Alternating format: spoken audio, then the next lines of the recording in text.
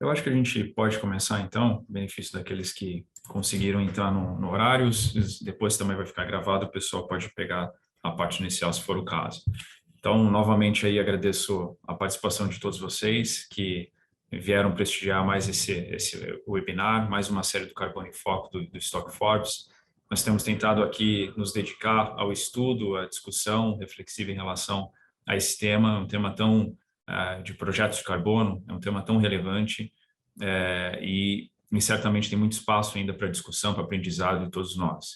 Então, hoje a ideia é falar um pouquinho de uma questão que todos nós nos deparamos, todos que estamos envolvidos nesses projetos, e que nos parece que ainda tem muito espaço, justamente, como eu falei, para discussão, para aperfeiçoamento, para amadurecimento dessa questão, que é exatamente os desafios fundiários quando nós desenvolvemos esse tipo de projeto, quando nós estamos envolvidos. Então, a nossa intenção, obviamente, não é apenas falar daquilo que todos nós passamos, nós sabemos que todos temos dificuldades, vamos dizer assim, quando a gente enfrenta as situações, especialmente naquelas regiões que exatamente são mais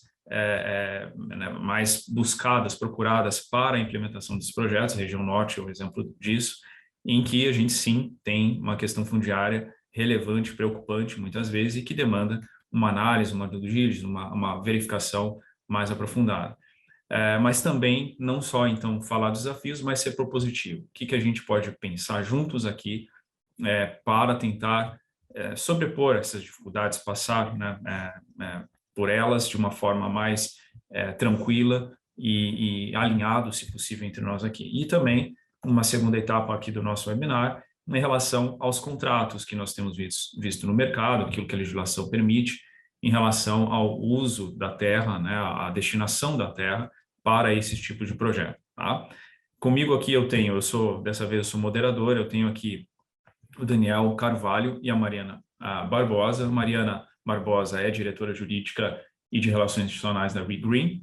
Depois ela pode falar um pouquinho melhor aí do seu dia a dia. E o Daniel de Carvalho, que é Chief Strategy Officer da Era. Tá? Então, eu tenho duas pessoas aqui de peso aí no mercado para nos ajudar a trazer esses pontos e discutir esses pontos aqui que eu levantei para vocês, tá? Só para a gente organizar, eu sei que bastante gente aí tem perguntas, então nós temos duas formas aqui, eu já vi que até tem no chat um comentário sobre perguntas, tá? Então, vocês podem passar perguntas aqui no próprio chat, ou carbono@stockforbes.com.br. Está funcionando, Dixon, eu vi seu comentário, não sei se foi só para você, mas a gente fez teste aqui, funcionou, então vocês fiquem à vontade. E ao final, então, nós vamos tentar, talvez não todas as perguntas, mas vamos tentar escolher algumas, enfim, vamos ver como é que vai ser, para a gente tratar aqui no final do nosso webinar, tá bom? Então, vocês fiquem à vontade para enviar essas perguntas. Antes de passar aqui para o Daniel, então, acho que algumas questões que a gente pode fazer, eu até vou algumas perguntas retóricas, né? Eu acho que, para reflexão, acho que são importantes essas perguntas. A gente sabe a importância da qualidade, da integridade, a segurança, a transparência que esses projetos demandam, né? Então, são questões muito importantes quando a gente trata do projeto de crédito de carbono, especialmente no mercado voluntário. E a gente tem algumas certificadoras, a Verra, por exemplo, que é a mais conhecida, que ela até tem parâmetros de due diligence, de verificação, ela elenca dentro do critério de permanência do projeto de crédito de carbono, ou seja, da constância, do fato de que não vai ser reversível, né? Isso, logicamente, é relacionado à segurança desse projeto, então ela elenca ali, dentro desse requisito, desse critério, 3 riscos: risco externo, interno e risco natural, que são os climáticos, né? O risco interno está muito mais relacionado com a viabilidade do projeto, e o externo, que é o que nos compete aqui, que é o que a gente quer falar também, partindo dessa concepção que a Verra tem, diz respeito à segurança fundiária do projeto e também, claro, a interlocução com as comunidades locais ali, o engajamento delas no nosso projeto também. Então, as próprias certificadoras, elas têm uma análise, uma avaliação, e a primeira pergunta que eu faço é essa análise, esses requisitos, quando vocês olham o manual do Verra, por exemplo, será que ela é suficiente para a nossa realidade? O Verra é padrão internacional, então, obviamente, enfrenta diversas realidades, tá? Será que no Brasil a gente consegue seguir apenas aqueles requisitos e isso seria suficiente? Daria segurança para o investidor do crédito de carbono, para o desenvolvedor, para todos os atores envolvidos? Então, é um ponto aqui que a gente pode avaliar também. Nós sabemos, Daniel também vai falar um pouquinho sobre isso. Por exemplo, a Aliança NBS tem um manual que mais recente, inclusive, que lista documentos que podem, né, que são recomendáveis, cuja análise é recomendável para aqueles que vão desenvolver esse tipo de projeto. Então, tem uma lista de documentos ali também muito boa, muito interessante, né? Um roteiro, vamos dizer assim, para due diligence, e também merece a reflexão nossa aqui para a gente avaliar, né, se isso seria suficiente ou não. Mas o fato é que, será que aquele modelo tradicional de auditoria, quando a gente trata de imóvel rural, ele deve ser replicado para projetos de carbono também? A concepção ambiental, a valoração que a própria Constituição Federal dá, mais do que isso, passando à esfera nacional, a importância que essa temática ambiental tem hoje, e a gente está às vésperas da COP27 aí no Egito, né? Então, cada vez mais relevante, mais importante, a gente não pode só olhar para o nosso microsistema aqui, a gente precisa olhar para o todo, né? Será que as questões ambientais não deveriam se sobrepor, por exemplo, a um eventual argumento, um pleito do Estado, e eu digo Estado, unidade federativa, né, de que aquela terra é devoluta? Será que destinação que ele vai dar para aquela terra? Então, são questões que a gente começa a colocar aqui e que, evidentemente, ainda não foram trabalhados do ponto de vista doutrinário e de precedentes judiciais, mas que a gente pode aqui tentar encontrar algum caminho aí em meio a todos esses pontos para a gente discutir, tá? Então, eu já passo para você, Daniel, como é que tem sido a tua experiência em relação, você que desenvolve muitos projetos no Cerrado também, como é que tem sido a tua experiência em relação a esses pontos, aquilo que você tem visto de desafio, até mesmo na interlocução com o proprietário de terra, né, as análises que vocês têm auxiliado o pessoal. E antes disso, por favor, só fala um pouquinho rapidamente de você e como é que você tem feito na Era, tá bom? Maravilha, Vilmar. Obrigado pela apresentação, obrigado pelo convite, quero agradecer a equipe do Stock Forbes, você, Rafael, Beatriz, agradecer a presença também da Mariana, né, profissional super reputada que está aí, uma empresa também que está aí com uma grande vitrine da regeneração, né, reflorestamento no Brasil, que também é uma pauta super importante. Bom, legal, eu sou João Daniel de Carvalho, mas podem me chamar de Daniel, fica à vontade, acho que os dois funcionam. Eu sou diretor de estratégia da Era, então hoje eu tenho sob a minha alçada tanto o jurídico quanto o comercial, então eu lido com essas duas frentes, né? Então nessa interface com o proprietário a gente vê muita coisa, né? Inclusive os pleitos e vontades deles dessa regularização fundiária no Brasil impedindo, né, o avanço de projetos. Eu vou entrar mais um pouco nesse quesito, né?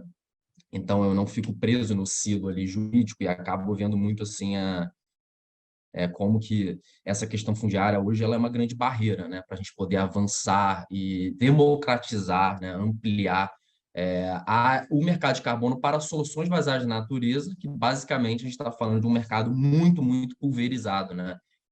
E num país em que a questão fundiária ela é multifacetada, né? Ela está aí fragmentada pelos estados, está fragmentada em agendas, né? No CAR, federal, estadual, INCRA, RGI, outras agendas, né, que estão surgindo, como o próprio cenário do novo decreto, e novas possibilidades de registros nacionais com os PLs, esses múltiplos PLs, né, substitutivos e emendas que a gente tem visto desde 2021, né, ganhando tração. Então, é muito importante essa questão. Então, é salutar que o Stock Forbes está organizando essa discussão. Bom, pessoal, na Era, a gente tem trabalhado primordialmente com o bioma cerrado, que eu acho que apresenta óbvios paralelos e analogias com a Amazônia, mas é claro que a gente decupando, né, como que a situação fundiária amazônica com o cerrado, a gente vai encontrar uma situação, dependendo da região do cerrado, muito mais consolidada, né, até por causa da vocação produtiva do bioma, né? Então, acho que isso é algo que é importante pontuar.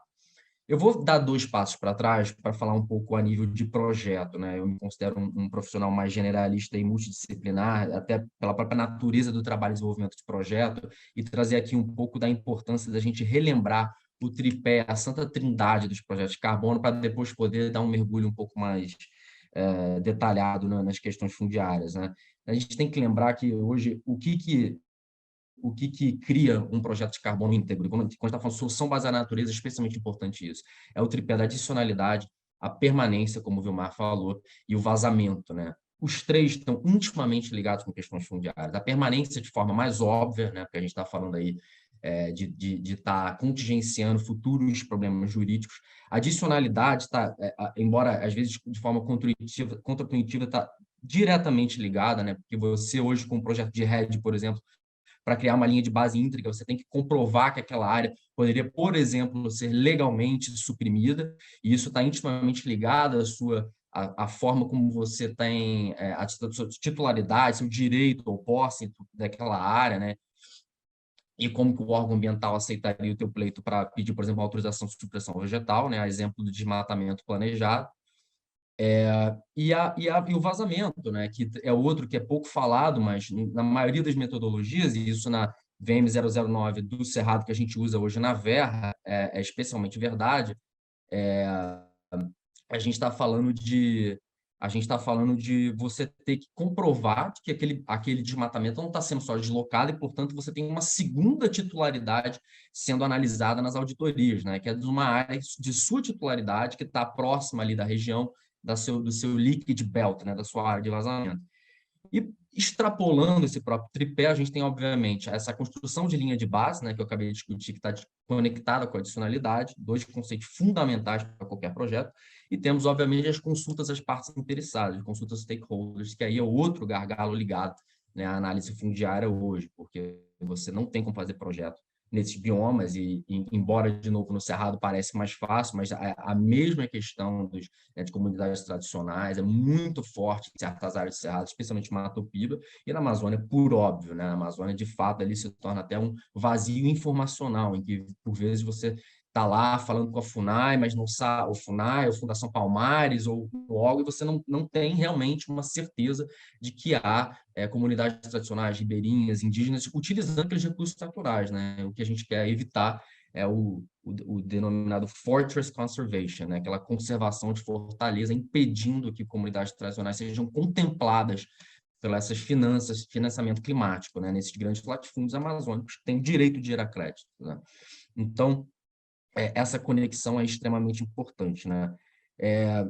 Como diretor de estratégia, eu também estou sempre olhando para o futuro, né? Então, como eu mencionei aqui, eu acho que a integração, né, a gente está falando a nível utópico, até de podendo se utilizar de tecnologias emergentes, por exemplo, com blockchain, mas a informatização dessas datas bases, né, que eu acabei de mencionar, CAR, RGI, INCRA, é essencial e a gente vai chegar num momento futuro em que a gente vai ter que ter uma conexão com a Caixa Nacional de Pagamento de Serviços Ambientais, com o Sinare, porque está tudo interconectado, né? E isso parte, inclusive, do crivo e do trabalho a nível diplomático das certificadoras privadas internacionais de criar uma membrana, né, com o poder público, né, tanto com o governo brasileiro, a nível federal, as entidades subnacionais, para que essa integração seja feita de forma harmônica e de forma cientificamente válida, né? Porque no futuro a gente está falando de desafios que, né, imagino que todo mundo que está aqui tem algum tipo de interesse, né, na área e já ouviu falar a nível de acordos internacionais sobre ajustes correspondentes, né, sobre dupla contagem, o artigo 6 vindo com força, trazendo tanto o mercado regulado a nível internacional, integrando com bases jurisdicionais, né, com, por exemplo, a força que os estados amazônicos trazem de pautas subnacionais, de também serem agentes geradores de crédito, e tudo isso passa por integração. E tenho certeza que todo mundo aqui também está assessorando projetos privados, em anos privados na Verra, e que tudo isso vai passar por esse grande desafio futuro, né?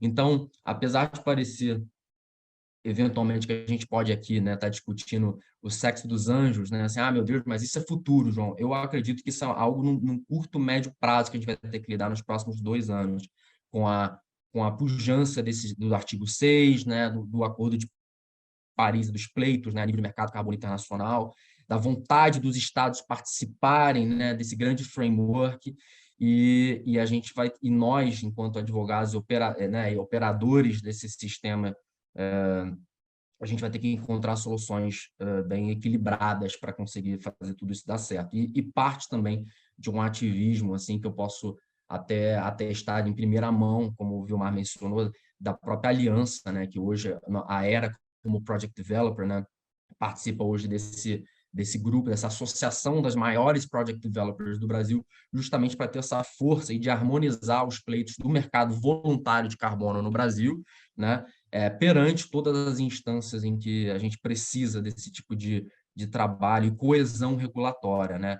De novo, aqui passa também até por uma harmonização do próprio mercado, né, a nível de demanda e oferta. Então, a gente está falando, como o Vilmar mencionou, dos critérios mínimos que a aliança criou, né, que é justamente para você dar. Eu hoje considero os critérios que estão na Verra insuficientes, não de uma forma deliberada, mas porque é muito difícil para uma certificadora a nível internacional dar conta de aspectos fundiários a nível mundial, né? Porque a gente está falando desde ter que entender o que é Land Tenure Rights na África até o Cerrado brasileiro, por exemplo. É uma estratégia e um desafio hercúleo, né?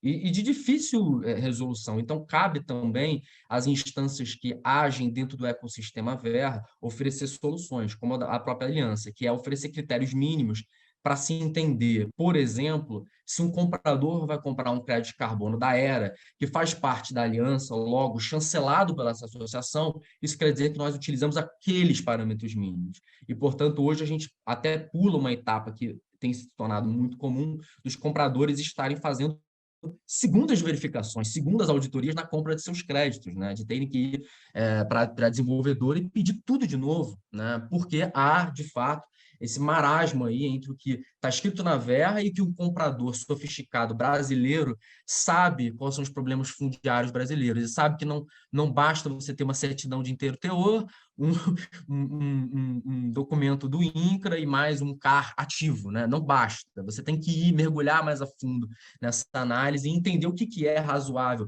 E aí eu acho que a reflexão do Vilmar é fantástica, porque sopesando esses princípios, né, do o que é razoável, o que traz segurança jurídica para um projeto. E aí eu e Mariana já discutimos isso, né? A diferença entre um projeto em que você está comprando uma terra, um ativo imobiliário, e a diferença entre você estar fazendo um desenvolvimento com um proprietário, fazendo um contrato, por exemplo, de parceria, ou uma servidão, ou um usufruto, o que for. Tem muitas modalidades, a gente vai discutir mais à frente, mas acho que é sopesar essa matriz de risco e entender a nível principiológico mesmo o que é nossa vocação como nação e como resolver isso enquanto estamos lidando com a inércia do Estado, né, em questões fundiárias que são atávicas ao Brasil, né? Como que vamos superar isso, né, e encontrar um meio do caminho em que, né, faremos projetos, mas também não vamos estar submetidos por exemplo, à arbitrariedade no futuro, né? Em relação a algum pleito do Estado, né? Então, acho que, assim, só como fala introdutória, queria trazer assim, um panorama que eu acho importante e passar Ótimo, a palavra para o Vilmar. ótimo, ótimo, Daniel, agradeço. É interessante porque tanto essa lista, né, esses requisitos que o João, vou falar João Daniel agora, depois que você mencionou aí, que a gente ouviu agora, que são parâmetros mínimos, né? Isso que é importante. A gente, olhando para a circunstância fática e jurídica de determinado imóvel, eu acho que a gente precisa ter essa avaliação de risco, até onde nós podemos ir, como fazer, como performar a auditoria imobiliária e fundiária, né? Hoje nós temos bases de dados interligadas, evidente que, como o João falou, ainda temos muito a ser feito, até por conta da confiabilidade dessas informações. Então, por exemplo, a questão de demarcação de terras com origem indígena, né, ou de povos tradicionais, de povos de origem, isso é algo que a gente ainda está, ao meu ver, engatinhando. Embora já tenha todo um trabalho feito pela FUNAI, pela Fundação Palmares, a gente ainda tem uma certa insegurança jurídica. Aquela comunidade, se houve ou não alguma demarcação, início ou não, e a partir do momento em que ela é reconhecida como tal, isso pode trazer impactos para a minha propriedade. Então, são questões que a gente não tem muita visibilidade, né? Outras questões também que a gente se depara muito é questões de unidade de conservação que foram instituídas, mas não houve expropriação ainda, ou não há uma regularização fundiária no âmbito dessas unidades ou na zona de amortecimento. Então, a gente também não consegue trabalhar com segurança que nós precisamos nessas áreas. Tá? E é evidente, a gente tem hoje material, a gente tem documentação, dependendo do estado, a gente já tem até um histórico da ocupação, nós sabemos estudos aqui no escritório, por exemplo, a gente já fez alguns estudos em algumas regiões, por exemplo, a zona oeste, a região oeste do estado da Bahia, estudos históricos tentando mapear o processo de ocupação e de domínio de titulação daquelas áreas. Né? Outros, a gente já teve bastante interação com os institutos de terra. Então, nós sabemos ali alguns pontos de atenção, algumas regiões em que, evidentemente, infelizmente, ainda não temos uma segurança quando nós vamos tratar de adquirir aqueles imóveis naquela região. E, claro, aqui no escritório, a gente faz muito o que a gente chama de fast track due diligence, que é uma due diligence inicial, justamente para que o desenvolvedor do projeto, né, o interessado no projeto, não gaste muito tempo, muitos recursos, haja muita expectativa em cima de uma área que, em uma análise preliminar, com determinados documentos que serão analisados, você já consegue ver que ali tem questões relevantes.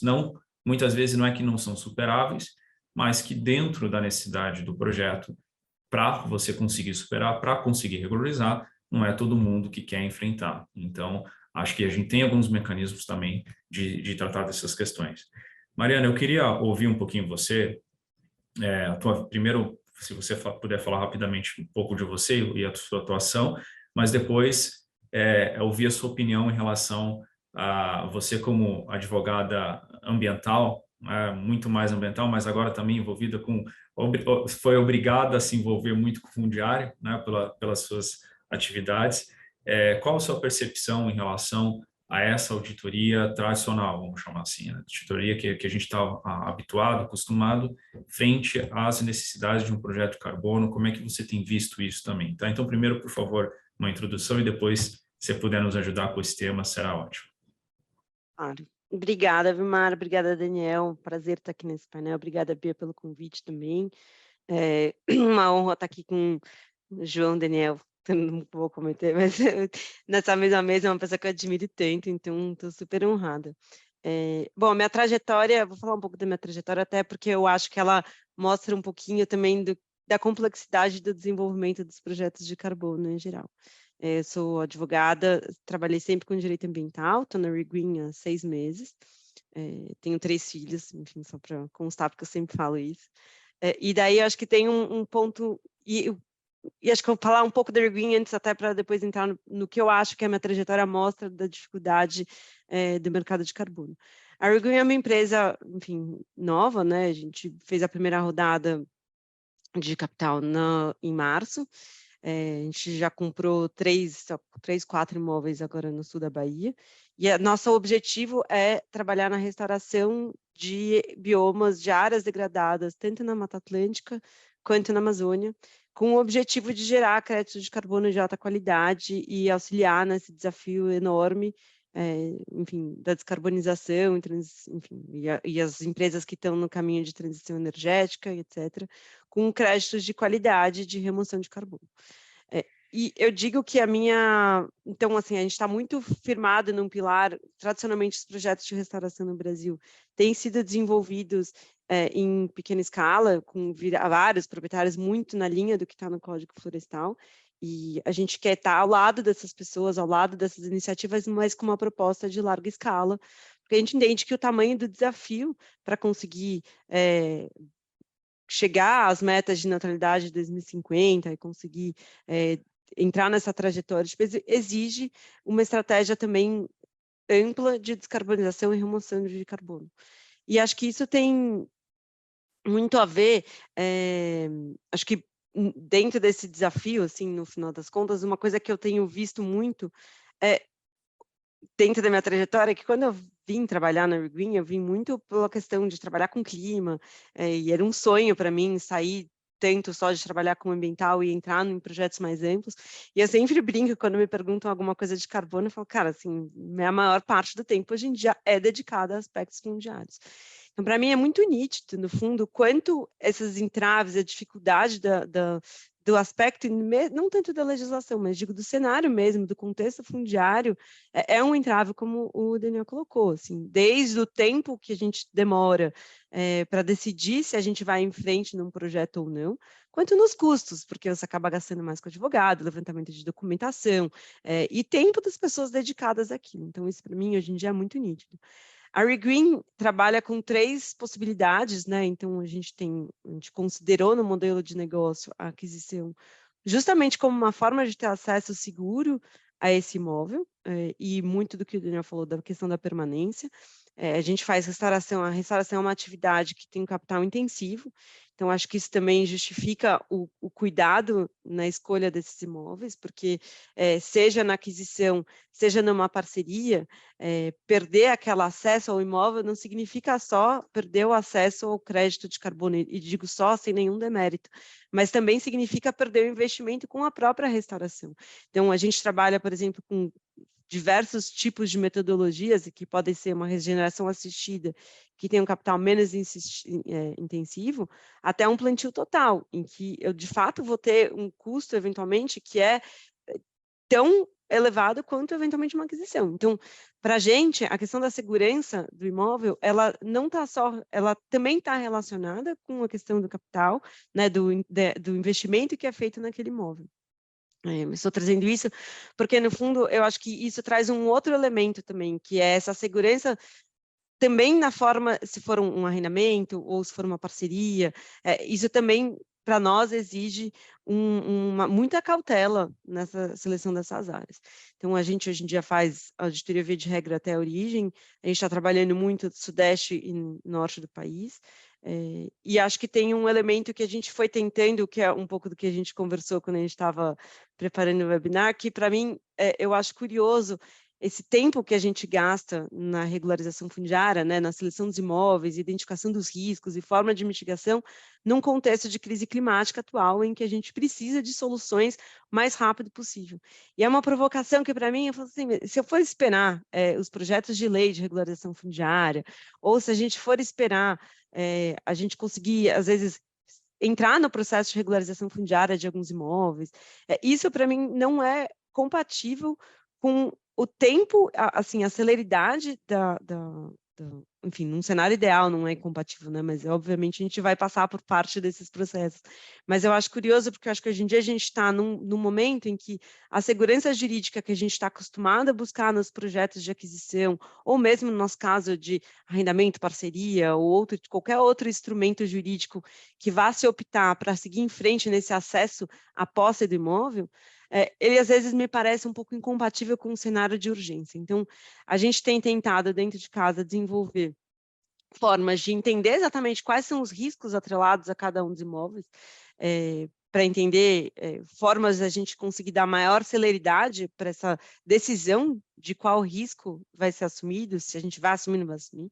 Mas eu vejo muito ainda uma posição acaba sendo muito solitária, no fundo, né? E por isso digo solitária porque, no fundo, quando eu estou decidindo se eu vou entrar numa área e vou alocar capital para restaurar essa área, a gente ainda, muito pelo que o Daniel muito bem colocou, da forma como a gente já e iniciativas como a da Aliança são muito louváveis nesse sentido, de ajudar os compradores a entenderem e não terem que necessariamente fazer essa auditoria. Isso ajuda não só o comprador, mas ajuda muito o desenvolvedor de saber qual risco assumir, de saber quanto isso vai afetar o valor do seu crédito de carbono lá na frente, porque, em última instância, a gente olha muito, né, no nosso modelo, um crédito vai valer mais quanto maior, como o Daniel colocou, quanto maior a integridade, quanto maior a segurança de permanência, quanto maior os atributos de biodiversidade, mas, na medida em que a gente está falando de permanência e integridade, isso está relacionado ao acesso à terra, essa questão da auditoria e de quais são os riscos, né? Qual é o nível de auditoria que vai ser aceito, quais são os riscos que vão ser aceitos ou não vão ser aceitos por esse comprador lá na frente, isso é muito importante. A gente também, do lado do desenvolvedor, ter essa visibilidade para que a gente tenha maior clareza de quais são os riscos que podem ser assumidos, porque a gente tem um descompasso no momento da decisão de onde se investir, vis-à-vis aquilo que vai ser colocado no mercado. Então, iniciativas como essa, que tragam mais clareza dos dois lados, né, nas duas pontas, ou iniciativas como da Aliança, que tentam desenvolver parâmetros mínimos, ou outra iniciativa que o Daniel também está participando, Stock Forbes também, que é uma iniciativa incrível, que é do mercado voluntário da McKinsey, também esses são temas que a gente está colocando, então a gente eventualmente tem um comitê de integridade, ter órgãos que ajudem a estabelecer essas condições mínimas são essenciais para a gente conseguir ter mais visibilidade e conseguir ter mais clareza, porque, no fundo, acho que esse tempo, né, e esse risco fundiário, ele vai ser diminuído na medida em que a gente tem mais clareza e, né, vai entendendo e colocando nessa equação do risco também a questão de não se alcançar as metas e como que a gente traz isso para dentro da equação. Então, a gente não sai de um parâmetro em que que é o risco de perder ou não perder o imóvel, e sem nenhum, não querendo, não é diminuir isso, porque a gente é o que a gente faz hoje em dia. Eu faço cadeia dominial, vejo todos os riscos possíveis, mas eu estou trazendo um pouco assim, em algum momento, na equação também vai ter que entrar o risco de a gente não conseguir dar celeridade para os projetos de RED, para os projetos de restauração, considerando as metas climáticas e a crise climática que, enfim, acho que todo mundo que está aqui, no mínimo, tem esse entendimento de que tem uma situação urgente a ser endereçada. Então, iniciativas que consigam trazer mais acordos, né, e mais pontos comuns nessa análise de risco são super importantes, assim como, enfim, programas de regularização fundiária nos estados, com maior, né, que considerem a questão ambiental como uma prioridade na hora de endereçar a regularização, instrumentos como, né, colocou, de informatização, né, conseguir ter uma base sólida de dados em que a gente consiga de uma maneira mais rápida saber, olha, onde tem sobreposição, às vezes tem muitas bases divergentes, conseguir reunir essas bases, CIGEF, todas as coisas de, enfim, FUNAI, INCRA, mas também o que o Estado reputa como suas áreas, porque o termo devolutas, no final, esconde por trás a dificuldade de você, às vezes, entender qual é a terra devoluta, né? Tem muita terra que já está matriculada e que, no final, está como terra, eventualmente, consta na matrícula como terra pública, não teve processo de discriminação, não é uma terra devoluta, e muita gente aqui vai ser muito melhor do que eu, assim, e daí, no fundo, isso gera muita incerteza, porque você não sabe nem se aquela terra foi, nem se o Estado um dia vai pleitear aquela terra, e nem se pleitear se você teria chance de um processo de regularização, conseguir fazer o caso de que, olha, essa é uma área de destinação com alto impacto para a questão climática, enfim, para o artigo 225 da Constituição, com alto benefício ambiental. Então, acho que são pontos que eu vejo que precisam ser trabalhados e que vão além de simplesmente a gente falar que precisa de uma lei de regularização fundiária federal, etc. Acho que tem vários pontos anteriores aí que a gente consegue trabalhar e que precisam ser trabalhados, assim, e essa noção do risco mesmo, né, que está sendo, que as partes estão assumindo ao desenvolver o projeto de crédito de carbono. Eu acho esse tema fascinante, assim, quando eu comecei a entrar, né, quando eu entrei na Evergreen, comecei a trabalhar mais com a parte fundiária, com 6 meses, é muito pouco tempo, mas eu já fiquei fascinada porque, no fundo, é um tema que diz muito e trabalha muito com a história do país, né? Enfim, a história, como essas áreas foram sendo alocadas, e isso para mim é fascinante, assim, eu sempre falo, é o maior ativo de um país, a gente tem que encontrar uma forma de lidar melhor com esse ativo e trazendo mais soluções tecnológicas para que a gente consiga destravar aos poucos, assim, eu estou trazendo isso porque eu acho que não adianta só esperar projetos de regularização fundiária e, enfim, outros temas, mas acho que tem coisas que já dá para a gente ir trabalhando e que é importante a gente ir criando esses foros de discussão que são pontos de dor mesmo para quem está na ponta do desenvolvimento do projeto. Foi ótimo você ter falado, Mariana, porque a tua visão perfeita, né? Tanto do ponto de vista de negócio, vamos dizer assim, de desenvolver esses projetos e aquilo que passa, né? Perspectiva que vocês têm, expectativas também, mas também do ponto de vista jurídico, né? Então, os desafios que nós temos. Eu acho que um dos grandes gargalos que você mencionou é exatamente essa questão de identificar se é uma terra devoluta ou não, porque, só para contextualizar, a questão de terra devoluta que a gente sempre se depara quando envolve imóvel rural, ela remonta a 1850, a Lei de Terras, que ainda está vigente, né? Então, é uma legislação muito antiga, e a questão de devoluta, ela tem um conceito aqui, só para o pessoal que talvez não esteja tão ciente, né, por dentro desse tema, o conceito na Constituição de 1891, em que as terras que não tinham uso, então devoluta está muito no sentido de vazio, sem utilizar, não tinham uso, eram até então do governo, mas não tinham uma destinação específica, elas passaram para os estados, com exceção daquelas que foram reservadas, então, para o governo federal, vamos dizer assim, que tinham alguma conotação de segurança, alguma questão mais relevante em termos de segurança especialmente. Tá? Então, a problemática toda em relação a essas terras é que, obviamente, elas foram sendo ocupadas ao longo do tempo, e hoje nós não temos uma base de dados dos estados, nem no âmbito federal, o que são, onde estão, quais são as terras devolutas. Então, por conta disso, nós temos mecanismos, uma legislação federal e leis estaduais que tratam do processo de discriminação dessas terras. Então, segregar aquilo que é particular daquilo que é público. Mas o que acontece é que esses processos que iniciam na esfera administrativa, esses processos administrativos de discriminação, eles podem ser, eles não são de todo o estado, eles são de regiões específicas, de áreas específicas, de um imóvel específico, se há dúvidas sobre a origem dominial dele. Então, a gente não tem a apuração exata, a discriminação de todas as áreas que são devolutas. E isso gera uma enorme insegurança no mercado fundiário, mercado jurídico, quando a gente fala de imóveis rurais. Tá?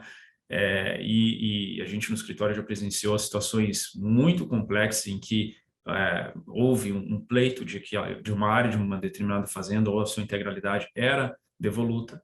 E mais um ponto que eu quero tratar, duas questões aqui, antes de voltar aí a bola para o Daniel para ver se ele tem mais algum comentário. Tá? Nós temos vários precedentes judiciais, e isso inclusive no STF, temos até julgados paradigmas do STF, e uma coisa favorável àqueles que desenvolvem, aqueles que investem nesse tipo de negócio, é que um aspecto favorável é que o ônus da prova, ou seja, quem deve provar que o imóvel é público, tem sido atribuído para o Estado. E essa prova é extremamente difícil. A gente no escritório, para a gente fazer frente a processos em que o nosso cliente está ali, foi envolvido em uma discriminatória, a gente precisa muitas vezes do auxílio de um historiador, porque ele precisa fazer um estudo histórico em acervos públicos, em arquivos, em registros que já não é mais o mesmo registro, tem vários anteriores que eram competentes pelaquela circunscrição registral. Enfim, são estudos que realmente são estudos históricos. Para você conseguir provar, ou até consultar censos, enfim, a base de dados pública que existe, para você conseguir provar que lá atrás, pelo menos tem indícios fortes de que aquela região era ocupada, era utilizada por pessoas, então tinha uma destinação privada e não pública. Muitas vezes a gente não vai conseguir encontrar o destaque formal, ou seja, uma titulação. O governo, por exemplo, por conta da Lei de Terras de 1850, outorgando um título a um particular. Às vezes a gente não encontra isso, mas a gente encontra todos os indícios, toda a formação ali fática, probatória de que aquilo estava na mão de particulares há muito tempo e, obviamente, isso tem um valor, tem uma importância, né? Mas o Estado não faz essa prova. Então, muitas vezes, o que acontece nessas ações é que ele simplesmente entra lá, geralmente, esse é o outro ponto que eu ia falar, geralmente por um apelo social e político. Geralmente, há uma área que há uma interferência em comunidades tradicionais, é uma área em que um indício de grilagem no entorno, ou uma questão política para a reforma agrária, enfim, são questões que motivam esses órgãos estaduais, as procuradorias, na Bahia, a CDA, por exemplo, né, a entrar com esse tipo de procedimento. Então, eu acho que a gente tem algumas lições aqui que a gente pode extrair dessas questões. Primeiro, os nossos projetos, projeto de crédito carbono, eles têm um viés ambiental que, evidentemente, é valorado, é apreciado pelo legislador, tem uma conotação não apenas de importância não apenas nacional, como no âmbito mundial também. Então, acho que isso é uma diferença. E os projetos, um dos grandes fatores de valor desse projeto é justamente o engajamento com as comunidades locais. Então, quando você tem esse preparo, esse estudo, essa conversa, essa interlocução, diálogo salutar com essas comunidades, é evidente que os conflitos que podem derivar dali o risco é muito menor, porque você está introduzindo eles no seu projeto também. Né? A gente, antes de passar para o João Daniel, a gente tem um precedente, pelo menos que eu tive conhecimento aqui, negativo, no âmbito de um projeto de crédito carbono, que foi desenvolvido numa reserva extrativista, então uma unidade de conservação federal. Né? E ali houve o cancelamento das matrículas daqueles imóveis que foram destinados a esses projetos. Mas, novamente, o contexto foi, claro, indicando que ali era área pública, mas o contexto, tudo aconteceu por conta de questionamento das próprias comunidades que estavam alocados ali e que alegavam não ter, aí eu não sei se é verdade ou não, só estou colocando os fatos aqui, que alegavam não ter nenhum benefício com aquele projeto, né? Não foram ouvidas, não foram envolvidas naquele projeto. E isso gerou toda uma discussão que levou, inclusive, ao reconhecimento de nulidade dos títulos aquisitivos e cancelamento das matrículas. E, obviamente, isso é um imbróglio judicial, está em discussão, vamos ver qual vai ser o desdobramento, mas é um precedente aqui que chama atenção para um projeto como o nosso. Né? Mas, de novo, em um contexto que, imagino aqui, que nenhum dos nossos ouvintes, né, os participantes e a gente também aqui não é nosso objetivo, pelo contrário, os projetos mais atuais, especialmente, têm tido um grande envolvimento com a comunidade, e eu acho que isso é um ponto bem positivo. João, não sei se tem mais algum ponto para comentar, porque a gente precisa passar para o nosso segundo grande tópico aqui do nosso webinar. Não, pode passar, Vilmar. Vamos para o segundo ponto para falar de contrato. Bom, vamos lá. Eu acho que o segundo aspecto que a gente precisa tratar hoje é relativo aos contratos. Então, acho que a aquisição, de certa forma, a gente tratou aqui, não tem muita dúvida. Uma aquisição, a gente, e até em termos de auditoria, enfim, foi o que a gente discutiu agora. Mas nem sempre a gente vai ter uma relação de venda e compra, algum outro instrumento que implique na alienação daquele imóvel. A gente tem contratos que podem ser celebrados com o proprietário. E aí a gente entra de novo, perguntas retóricas aqui, tá? Para a gente ter um pouco de reflexão. A gente já ouviu, por exemplo, o Estatuto da Terra, ele é aplicável a esse tipo de contrato? Né? Minha percepção é que o Estatuto da Terra, que é da década de 60, e o regulamento, eles não contemplam como atividade agrária, portanto, sujeita àqueles contratos típicos de arrendamento e parceria, os projetos de crédito de carbono. Então, eles têm uma especificidade, os projetos, o carbono em si, que, na essência, não estariam interligados, não estariam abrangidos no escopo ali, pelo Estatuto da Terra e o regulamento. Tá? Mas a gente tem outros contratos também, esses não são os únicos que o Estatuto prevê, inclusive tem contratos que não têm uma denominação específica, mas que têm essência agrária, mas ainda assim, pelos princípios do Estatuto da Terra, toda a metodologia, o pano de fundo do Estatuto, não parece ser exatamente uma relação aqui do homem da terra com o proprietário, enfim, a gente tem um pouco de dificuldade em adequar os nossos projetos de crédito de carbono ao Estatuto da Terra. Então, me parece que o embasamento legal ficaria, obviamente, no Código Civil, ali prezando pelas relações da autonomia da vontade privada, né? Eu estou falando do mercado voluntário aqui, especialmente, né? E pelo Decreto 11.075 de 22, que trouxe ali uma regulamentação incipiente, é verdade, mas alguma regulamentação já para esses projetos. E aí a gente tem outros contratos que a gente poderia pensar aqui e que eu vou levantar e já vou passar para o João Daniel, que eu sei que ele tem pensado, estruturado lá na Era alguns desses, a exemplo do contrato de pagamento por serviços ambientais e o contrato, na verdade, a servidão ambiental e um contrato vinculado à servidão ambiental são oportunidades, são hipóteses que a gente também pode trabalhar, além de outros tradicionais, usufruto, a superfície. Mas eu queria, João Daniel, que você falasse desses que não são tão habituais no nosso mercado, que o pessoal não está tão acostumado, para a gente discutir um pouco em cima deles, porque eu acho que os demais, né, usufruto, superfície, de certa forma já tem alguma prática no mercado, está um pouco mais consolidado. Maravilha, Vilmar. Primeiro, pessoal, eu vou até só trazer, eu vi que assim, a Mariana até competentemente descreveu a Regreen, assim, com mais detalhe, e eu acho que eu não deixei talvez claro a área de atuação da Era, que muda um pouco até a forma como a gente está estruturando juridicamente nossos projetos, né? Então, a Era é uma desenvolvedora de projeto que trabalha hoje com desmatamento evitado, com RED no Cerrado, ou seja, trabalhamos com terceiros, né, proprietários, em sua interesse são produtores rurais, né, justamente pela vocação da região, e isso muda, inclusive, muito do que eu vou falar aqui sobre como estamos estruturando os contratos para encontrar esse meio do caminho em que esses produtores, em seja razoável a forma, né, como você está olhando para o ativo imobiliário dele, estruturando a longo prazo os projetos, né, e garantindo no fim do dia a permanência. Então, o Vilmar mencionou, né, o contrato, a lei de pagamento de serviços ambientais. Eu acho que a lei de 2021, que agora eu não me recordo o número exato, mas ela trouxe um instrumento muito importante lá no final, assim, pouco que no começo, quando se discutiu a lei, foi pouco falado, né?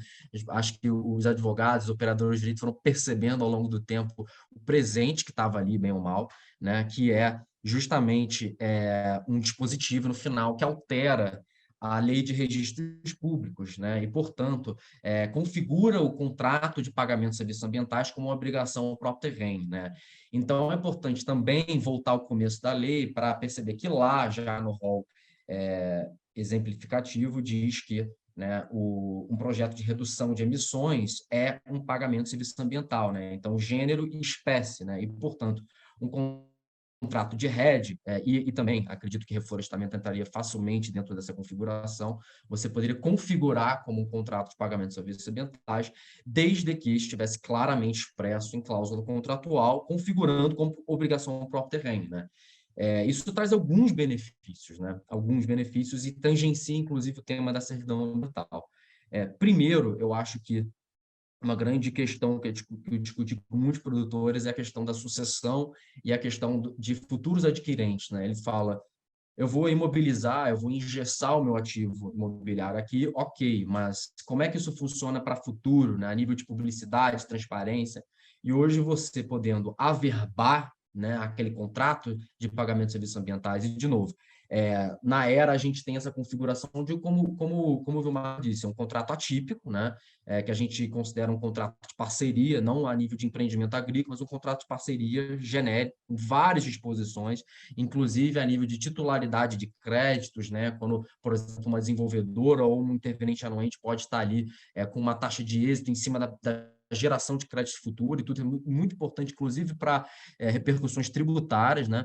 Mas agora, né, de fato, você tem a possibilidade de pegar esse contrato, né, esse contrato aí que a gente está construindo, a gente está fazendo direito esses últimos anos em relação a como o configurar. Ele pode ser averbado à margem da matrícula. Isso traz transparência, publicidade, e isso melhora muito, né, a vida de todas as partes envolvidas, né? A servidão ambiental, como o Vilmar bem mencionou, ela é uma solução mais tradicional, inclusive, na minha opinião, ela é a solução mais elegante, e, vamos dizer, ela é a consecução da nossa política nacional ambiental, assim, né? Ela está tanto tempo lá, né, no dispositivo legal, e pouco usado, né? Eu conheço pouquíssimos exemplos, assim, vi pouquíssimas matrículas com uma servidão ambiental averbada, né? Então, assim, e ela oferece essa esse dinamismo, né, em relação a uma RPPN ou um contrato, né, mais simples, em que você está amparado pelo seu direito contratual de partes privadas, né?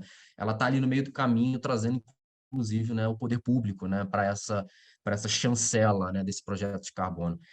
Mas hoje eu vejo muita resistência, que é uma resistência que hoje eu acho que ela é a nível quase de um ideológica, assim, né? Porque eu acho que o produtor já conhece essa servidão ambiental e fala: olha, isso aqui eu não quero.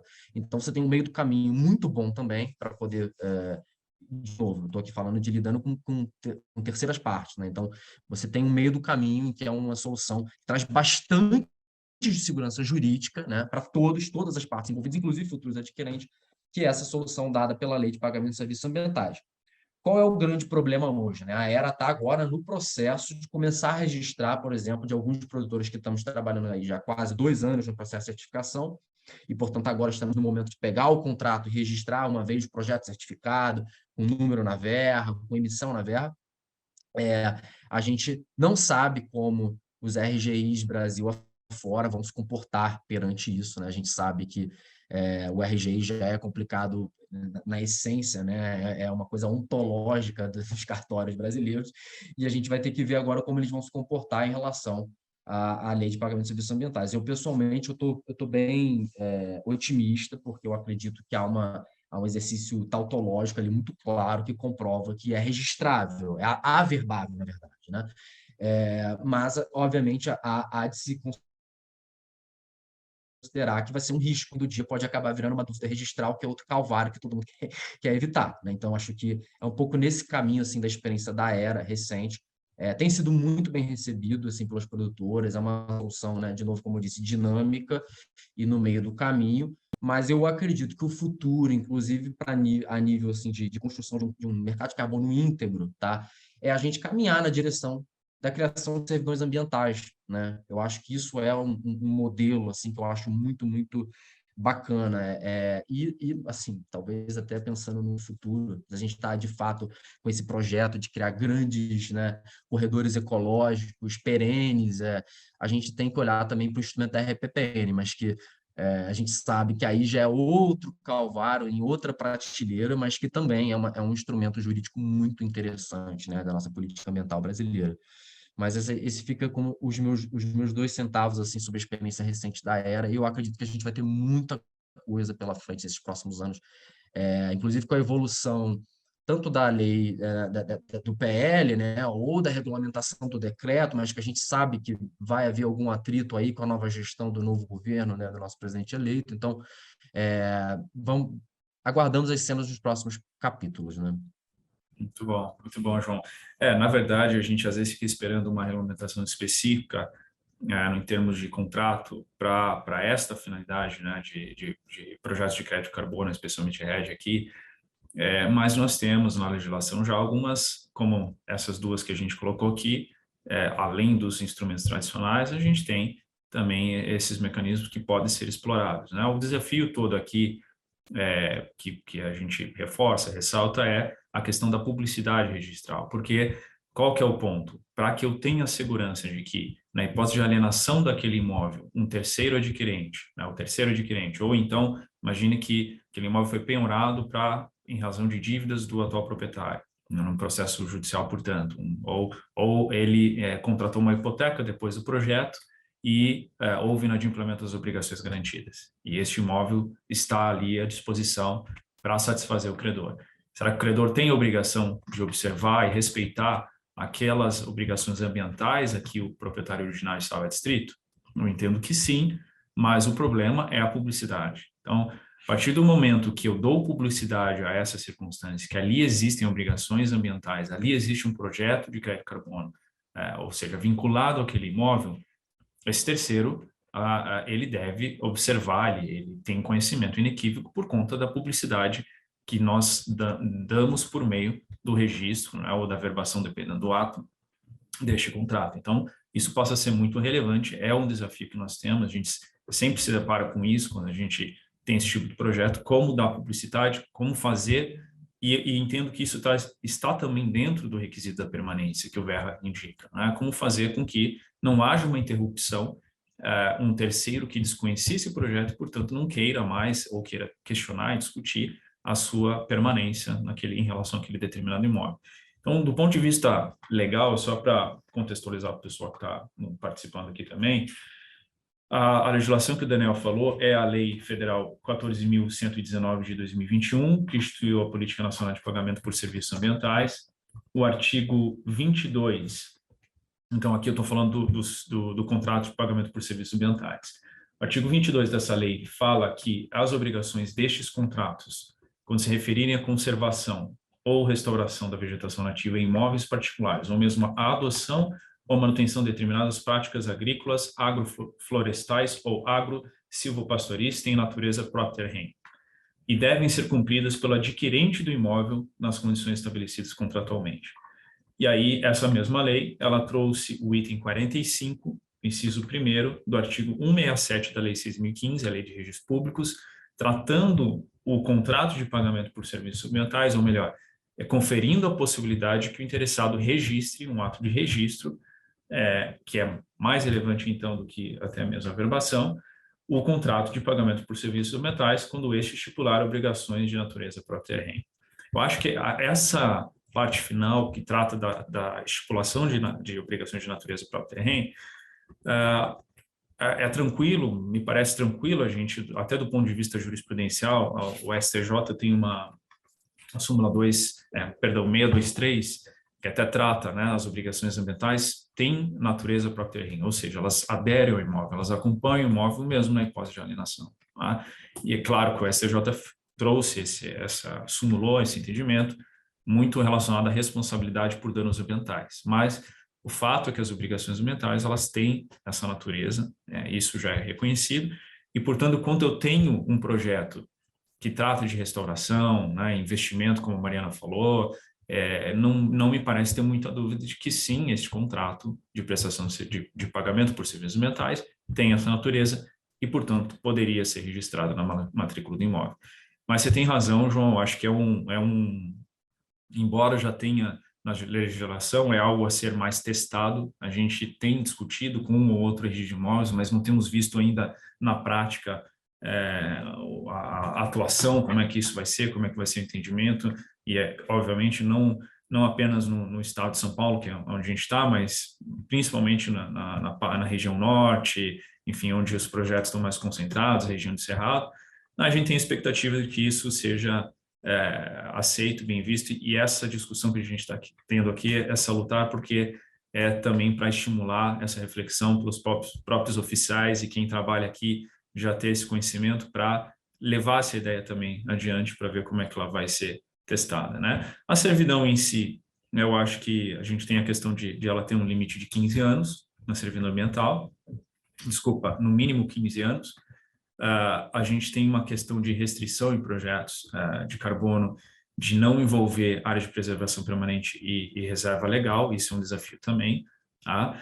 E é o que você falou, às vezes o proprietário fica um pouco reticente porque é uma servidão, e a servidão, ele já está acostumado, especialmente servidão sob regime civil, já sabe que aquilo ali pode travar a propriedade dele, embora o contrato de prestação, né, pagamento por serviço ambiental também tenha um viés similar, mas às vezes a gente tem um pouco de resistência, tá? Mariana, você quer comentar um pouquinho a sua visão sobre isso, sobre contratos, o que você tem visto? Claro, não, acho que essa é só, antes de entrar na parte específica de contratos, assim, acho que eu também sou um pouco fã, assim, da servidão, embora tenha visto, isso, tem poucos casos, no fundo, não é um instrumento tão disseminado, infelizmente, mas é uma das coisas que a gente também tem considerado, no nosso modelo, finalizada a restauração, o desafio é como é que eu deixo aquela área de pé, né? Enfim, eu tenho 30 anos para fazer um projeto de restauração, o ápice do crédito de carbono está entre o 7º e o 20º ano, mas depois a nossa ideia é que aquilo fique lá. Então, a gente tem trabalhado um pouco com essas figuras também, né? RPPN, servidão, acho que cada uma serve a um propósito, eventualmente, dependendo da localidade, mas a servidão acaba sendo um instrumento que, de fato, traz a celeridade e a gente consegue deixar, enfim, é óbvio, sendo Mata Atlântica vai ter restrição, a gente está trabalhando muito com Mata Atlântica. Tem a lei da Mata Atlântica que limita um pouco a possibilidade de supressão em áreas de regeneração secundária, em estágio avançado, sim, mas no fundo a ideia é que aquela área tenha aquela permanência seja longa, né? Enfim, que não seja só pelo período do projeto, não é esse o nosso objetivo. Então, acho que esse é um ponto importante, assim, para a gente ter e começar a trocar essas figurinhas, né, sobre exemplos bem-sucedidos com a servidão, e porque acaba sendo um instrumento bem interessante, e por vezes até mais, ou enfim, com características diferentes da RPPN. acho que cada um vai servir de fato a um propósito, mas acho que esse é um ponto importante. Em termos de contratos, uma coisa que eu acho que também, em termos de modelo de negócio, que é importante a gente colocar, a Green tem dentro dos seus modelos de restauração a possibilidade, em alguns casos, a gente está fazendo um ciclo de silvicultura de nativas. Então, a gente está fazendo silvicultura com espécies variadas, com um ciclo de corte e depois finalizar essa restauração. Isso traz, óbvio, desafio operacional, etc., mas eu acho que tem uma questão também, até do ponto de vista de contratos disponíveis, porque daí eu consigo fazer um contrato baseado na madeira, eventualmente, também com um lastro ou alguma questão adicional de carbono, mas que me permite usar outros instrumentos. Eu estou só colocando isso porque eu falei lá atrás, questão de arrendamento, etc., que eu acho que a gente acaba tendo um cenário um pouco diferente. Para esses, quando o projeto tiver a madeira, eu tenho um componente, uma modelagem um pouco diferente que vai me permitir utilizar. E acho que a questão enfim, de averbação do pagamento de serviços ambientais, eu acho que é uma coisa, enfim, é super importante que a gente consiga evoluir com isso, porque, de fato, a ideia enfim, a restauração, sem falar, a gente está hoje em dia olhando para o crédito de carbono, né, a precificação da restauração com crédito de carbono, mas a verdade é que acho que todos esses modelos acabam, quando outros, né, a gente tiver outros produtos mais bem já definidos, com outros pagamentos por serviços ambientais, é super importante que isso esteja e seja permanente, né, que, enfim, isso esteja lá, para quem mais for ocupar o imóvel, saber exatamente de quais são aqueles contratos que estão, tendo aquele imóvel como objeto. Então, acho que isso é um ponto super relevante também. Bom, você está muito mais à frente. Eu fui simplista quando falei do arrendamento parceria, pensando só estritamente em, né, um projeto puramente envolvendo crédito de carbono, mas você tem razão, tem interfaces com atividades que são agro, né, que são agrícolas também, e que a gente ali poderia ter uma aplicação de forma diferenciada. Então, é verdade. E acho que só antes da gente passar, acho que conforme a regeneração e o desmatamento evitado forem entrando, né, acho que a gente está aqui discutindo porque isso já é uma realidade e já está ganhando importância, mas acho que conforme novos modelos forem sendo criados, assim, né, de pecuária intensiva com mais alguma outra atividade, a complexidade dos contratos também tende a mudar. Né? Então, acho que o papel dos desenvolvedores também vai acabar mudando, da gente estar articulado com outros tipos de atividades dentro do território, e acho que conforme essas atividades vão entrando dentro do cenário econômico, é natural que a complexidade dos contratos e o escopo dos contratos vá crescendo naturalmente. Trouxe aqui o exemplo da madeira, enfim, a restauração no final, pensando quanto mais intensas as atividades, né, e mais bem estruturadas as atividades de pecuária, agrícola, etc., mais área você teoricamente consegue ter para outras atividades, seja de restauração quanto desmatamento evitado. Então, acho que repensar um pouco, né, o nosso papel e como isso vai se refletir em termos contratuais, em arcabouços contratuais, acho que a complexidade e a riqueza só tende a aumentar, assim, no fundo. Sem dúvida, sem dúvida. A gente chegou na parte final. Algumas perguntas que foram feitas a gente já respondeu aqui. Me parece que nós já abordamos os temas, tá? E tem duas perguntas aqui que foram feitas para a gente conversar. Só antes disso, Daniel, você quer complementar, acrescentar alguma coisa? Podemos passar para as perguntas. Eu queria só adicionar em relação a essa teia de complexidade, né, essa interface com várias agendas de carbono em agrícolas, né, em imóveis rurais, é muito interessante, porque a gente tem visto, por exemplo, essa fagulha assim, de projetos, por exemplo, que querem contemplar desmatamento evitado para poder financiar a recuperação de pastagem degradada, e isso também está, por exemplo, trazendo novos créditos, incorporando agora, né, com a cessão dos créditos agrícolas, plantio direto na palha, fixação de nitrogênio, outras agendas que podem gerar crédito, tudo interligado, né? Isso acaba criando isso está ligado a financiamentos, né? Então, assim, essa teia, né, mais complexa, com agentes, ficando mais parruda mesmo, ela vai melhorando a permanência, inclusive avançando a nossa própria agenda, né, de encontrar os instrumentos jurídicos cabíveis. Então, assim, só trazer esse panorama do ponto de vista da Aera, trabalhando a nível de cerrado, né, como que a gente tem visto exemplos interessantes para serem implementados, né, mas eu acho que o futuro vai ser bem interessante dessa teia, né, de todos esses instrumentos jurídicos vindo para a sua melhor consecução, né.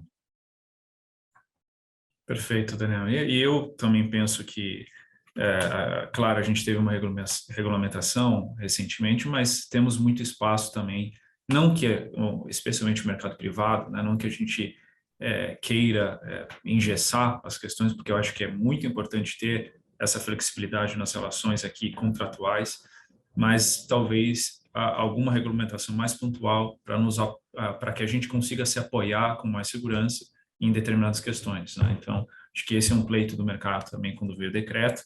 Foi um pontapé inicial, mas acho que ainda tem espaço para isso também, que é mais um ponto que eu coloco aqui. Então, em termos de perguntas, acho que a primeira para vocês dois, quais seriam as possíveis soluções para destravar o mercado de carbono, dadas as inseguranças jurídicas atreladas à questão fundiária no Brasil? De certa forma, vocês já falaram sobre isso, mas se quiserem dar mais uma pincelada, não sei quem quer começar, Mariana, quer falar um pouquinho? Acho que a gente falou, acho que tirando, né, que eu vejo muito assim, acho que depende muito de qual é o problema da regularização fundiária que cada um vai lidar dentro do seu imóvel. Então, assim, eu tendo a achar que os problemas mais complexos são aqueles que envolvem um problema no destacamento, na origem dessa cadeia. Porque se for uma questão de imóvel particular, teoricamente, ele vai se resolver com os capião. A gente já tem os instrumentos disponíveis se aquela área for essencialmente privada. Obviamente, vão ter, né, não digo que o uso capião é uma questão simples, mas acho que a gente já tem os instrumentos para resolver esse tipo de disputa. Então, me parece que a questão dos imóveis públicos, né, a gente conseguir entender essa questão dos processos de regularização fundiária estaduais também, como eles podem avançar e serem simplificados, ter mais informação sobre quais são as áreas devolutas, então ter esses mapas já disponíveis, sempre disponíveis, informatização, estudos são elementos que podem facilitar esse processo de auditoria. Outro dia eu estava no IETA, alguém me falou, não, nos Estados Unidos você compra lá, já tem um bookzinho, num estado X, dos livros, e daí você já sabe o imóvel, e nunca, e assim, e já tem lá, se tiver algum problema, já vai estar disponível. Aqui não, a gente vai ter que contratar o escritório, vai ter que puxar todas as matrículas, vai ter que ficar puxando cadeia por cadeia, às vezes você vai em mais de um cartório, vai parar em alguns estados, vai parar na paróquia. Então, no fundo, é muito complicado, e eu acho que se a gente conseguisse ter esses mapas já disponíveis, as informações, as questões informatizadas, acho super importante. Isso no mundo ideal. Acho que até a gente chegar nesse mundo ideal, ter essa construção do setor, né, como a Aliança bem está colocando, como as iniciativas da McKinsey, mas o que o setor entende como boas práticas, fortalecer isso para que se um dia a gente tiver, quem tiver disputa judicial, poder levar isso como, olha, eu fiz exatamente aquilo que é uma boa prática do setor. Eu acho que isso não é certeza de vitória judicial, mas no fundo tendo argumentos e um bom arcabouço para reforçar essa prática, tanto para gerar confiança também para quem está comprando, e para quem está comprando crédito, para quem está na ponta do desenvolvedor, acho que são bons instrumentos também. Bom, Daniel? Eu vou terminar com os meus aqui 2 centavos só para falar realmente de um pouco do ponto de vista até meio de mais vanguardista, assim, e também para elevar a ambição do do nosso estado, né? Eu acho que, assim, a integração dessas datas bases todas, ela é para ontem, né? Primeiro tem que começar pelo básico, que a gente, de fato, implementar o Código Florestal, né? Terminar a análise dos CARs a nível estadual, né? Que isso se resolva. Isso é uma questão, assim, que acho que ela pauta tudo, na minha opinião, porque os ativos ambientais têm que estar consolidados, né? E depois a gente tem que olhar para a integração de todas as databases, a nível de RGI, INCRA, CAR, e as futuras, né? Que envolvem os créditos em si e os serviços ambientais em si.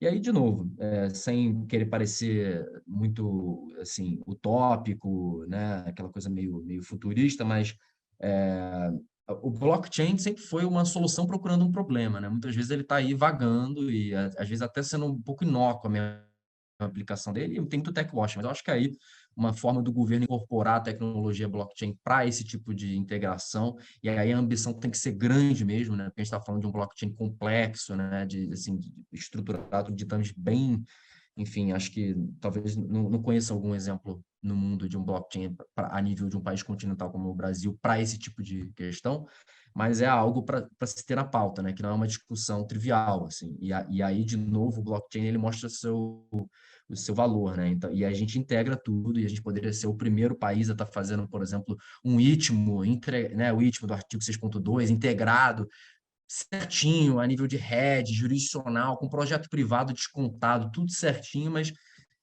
daqui a pouco, se a gente não fizer o dever de casa, a gente vai encontrar problemas, né? Então, a gente, assim, enfim, acho que a gente tem a oportunidade hoje de começar a olhar para o futuro com clareza e fazer e de fato se tornar, né, o que saiu aí no estudo da McKinsey, nós nos tornamos aí até fornecedores de até 20% de todas as soluções climáticas naturais, né, a nível de mercado de carbono do mundo, né? Isso é a potência ecológica que o Brasil é. E se a gente não fizer o dever de casa, a gente vai, de fato, ter aí um grande pesadelo regulatório, né? Excelente, João. Eu vou, então, para a última pergunta. Aqui até faço uma ressalva, que tem uma pergunta feita pelo chat, mas ela tem uma complexidade, a resposta dela não é tão simples assim. Então, depois pode entrar em contato comigo que eu tento ajudar a responder essa pergunta, mas eu vou passar para uma outra um pouquinho mais tranquilo, que de certa forma a gente também já conversou. Existe algum marco temporal para que o imóvel possa ser considerado de domínio privado? Ou será sempre necessário ter o destaque do patrimônio público? Então, o que acontece é que a gente tem algumas legislações, o Estado da Bahia, por exemplo, tem uma legislação estadual em que, se você comprovar a titularidade do imóvel a partir de um determinado marco temporal, aquilo seria capaz de afastar uma pretensão do Estado de que aquela terra é devoluta estadual, né? Se não me engano, é mais ou menos a década de 60, porque a legislação é de 75, sim, são 15 anos antes dessa lei, né? Então, alguns estados nós temos isso. Eu sei que essa lei ela é polêmica, sempre conversando, quando a gente atua lá no estado, a gente vê um certo incômodo por parte da Procuradoria, mas o fato que até recentemente, acho que no mês passado, eu fiz uma pesquisa, não tinha uma ação para declarar inconstitucionalidade no âmbito estadual dessa lei. Então, portanto, ela continua válida, né? Então, para esses casos, eu acho que a gente consegue trabalhar com um prazo diferenciado, não preciso voltar muito na cadeia dominial. Outras alternativas que a gente tem é conseguir provocar o próprio Estado para que ele responda se aquela terra é devoluta ou não. Então, às vezes, o próprio Instituto de Terras, determinado órgão que tem a responsabilidade, a competência legal para dar essa resposta, quer dizer, se o próprio Estado está me dizendo que não é uma terra devoluta aquele determinado imóvel, que não tem cadastro nenhum dela, que não tem pretensão sobre ela, depois ele não pode vir no futuro alegar que, puxa, quer saber, mudei de ideia, na verdade né? Quer dizer, poder até pode, mas o convencimento do juiz em relação a essa argumentação, ele é muito parco, é muito difícil de ser recebido com bons olhos, né? Então, é uma alternativa que às vezes a gente tem também. Mas, infelizmente, é o que a gente conversou aqui. Enquanto a gente não tiver um amadurecimento dessa questão, a prevalência da questão ambiental neste tópico, a interligação de bases de dados, a apuração dessas áreas, quais exatamente são, né, o que eventualmente até vai passar por uma modificação aqui legislativa, a gente ainda fica um pouco à mercê dessas questões, tá? Claro, temos as bases de dados, até eu recomendo a leitura desse protocolo da Aliança NBS, que trouxe ali informações que eles chamam de GEL, né, de como verificar essas bases, florestas públicas, áreas públicas, inclusive aqueles que já têm mapeado as terras devolutas, enfim, tem várias questões que a gente pode ali, muitas delas já informatizadas e disponibilizadas pela internet, que a gente pode fazer essa análise prévia e tentar identificar, tá? Mas acho que é mais ou menos essa linha de resposta aqui. Bom, eu vou encerrar então. Primeiro, novamente agradecer ao João Daniel, a Mariana, pela participação deles, o tempo deles. São pessoas com agenda muito atarefada, atribulada, e deixaram aqui esse tempo muito importante para a gente discutir. Obviamente, a gente aqui não teve a pretensão de esgotar nenhum tema ou de aprofundar muito, porque não é o objetivo. O objetivo, como eu falei desde o início, era a gente trazer ideias, discussões, reflexões, para que a gente possa ir amadurecendo essas questões nos fóruns em que nós estamos envolvidos, né? No âmbito das discussões, não apenas nas nossas empresas aqui, mas também instituições que nós participamos, registro de imóveis, enfim, e propagando essas ideias para ver como que a gente consegue pavimentar um caminho um pouco mais tranquilo quando a gente lida com questões fundiárias. E a participação de vocês dois foi essencial.